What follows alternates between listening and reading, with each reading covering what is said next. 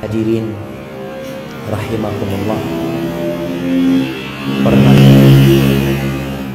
suatu hari datang menjumpai Nabi alaihi salatu wassalam seorang lelaki yang dia ingin berjihad, berjuang di jalan Allah bersama Nabi Muhammad sallallahu alaihi wasallam. Kita tahu zirwatu sanamil Islam al-jihad fi sabilillah. Puncak dari amalan Islam itu jihad di jalan Allah. Dia minta izin untuk berjihad di jalan Allah. Lalu ditanya sama Nabi alaihi salatu wassalam, ahayyun walidah, orang tuamu masih hidup? Masih hidup. Pertanyaannya ini, ahayyun walidah? Iya, masih hidup. Fafihima fajahid. Kalau engkau mau berjihad, berjihadlah dalam berbakti kepada Tuhan. Datang lagi satu orang meminta izin yang sama kepada Nabi sallallahu alaihi wasallam. Tapi dia mengatakan, fa inni abkaituhuma, aku sudah minta izin sampai membuat keduanya menangis. Gimana ya Rasulullah SAW? Irji ilaihima, engkau pulang, gak usah berangkat berjihad. Engkau pulang jumpai kedua orang tuamu, fa'adhikhuma kama abkaituhuma, bikin keduanya tertawa sebagaimana engkau telah membuat keduanya menangis.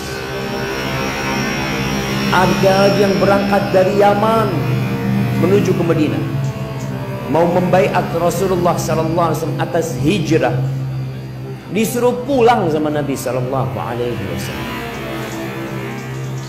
Kenapa jemaah? Karena berbakti kepada orang tua itu fardu ain, dan jihad terkadang itu fardu kifayah, sehingga yang fardu ain lebih diutamakan daripada yang fardu kifayah, kecuali jihad yang fardu ain.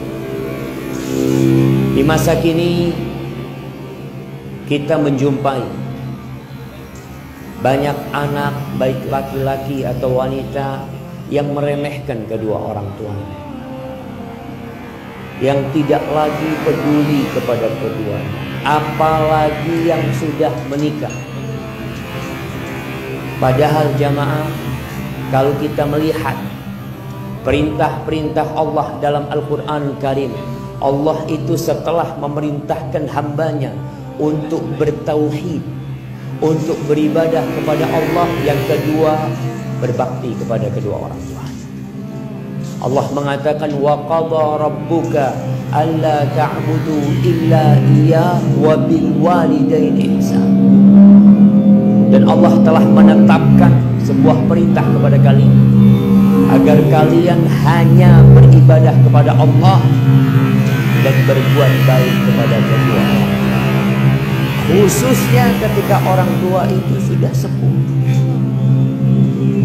Subhanallah, cerita yang menyakitkan hati.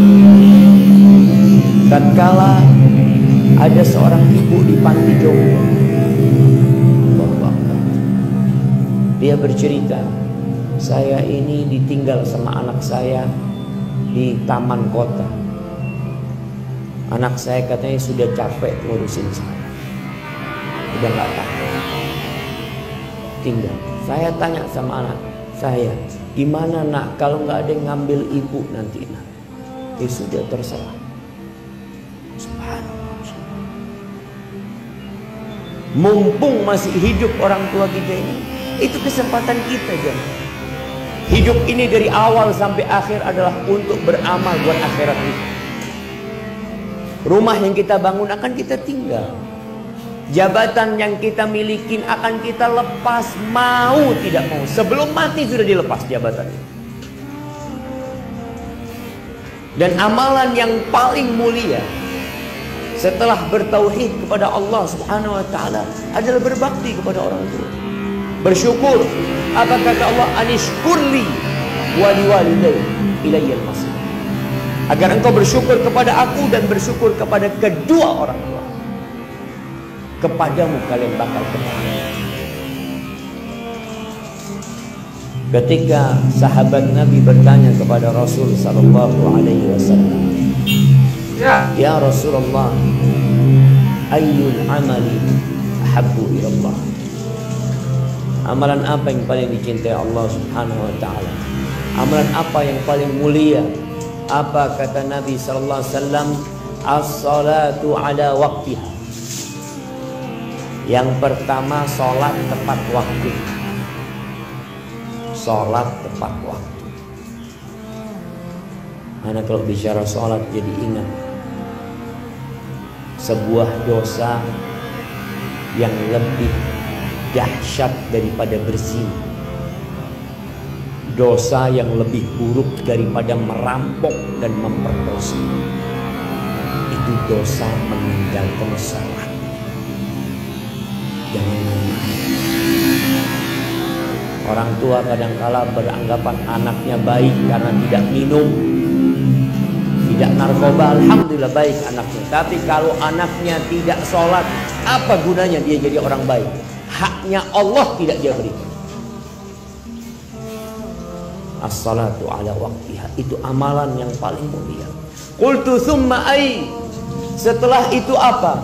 Birrul walidain, berbakti kepada orang tua. Ini amalan yang paling mulia. Kemudian apa? Al-jihadu fi sabilillah, jihad di jalan Allah. Ahibati billah, salah seorang ulama menangis pada hari meninggalnya orang tua ibunya. Ditanya, engkau kenapa?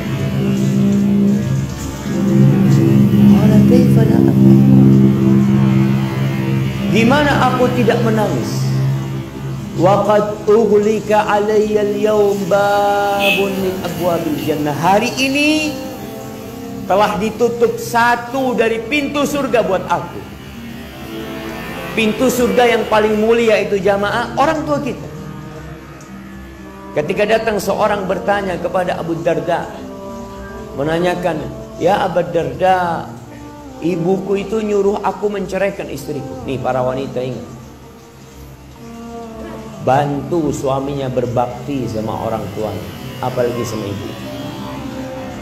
Mungkin kau nggak cocok sama mertua, mungkin ada sedikit gesekan antara engkau sama mertuamu, tapi tolong bantu suamimu berbakti sama ibu.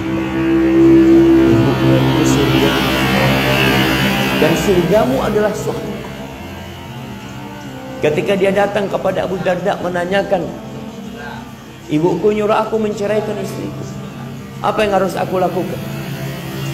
Kata Abu Darda radhiyallahu taala anhu, fa inni sami'tu Rasulullah sallallahu alaihi wasallam yaqul, al-ummu awsatu abwabil jannah, fa in syi'ta fa'adi dzalikal bab aw fat. Aku mendengar Rasulullah sallallahu alaihi wasallam bersabda, ibu itu pintu surga yang paling indah. Terserah engkau. Kalau engkau mau meremehkan, membuang itu pintu, kau buang. Atau engkau mau jaga, kau jaga.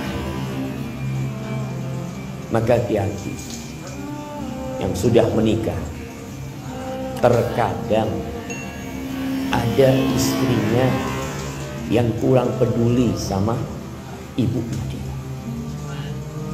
bahkan menunjukkan kecemburuan kepada ibunya.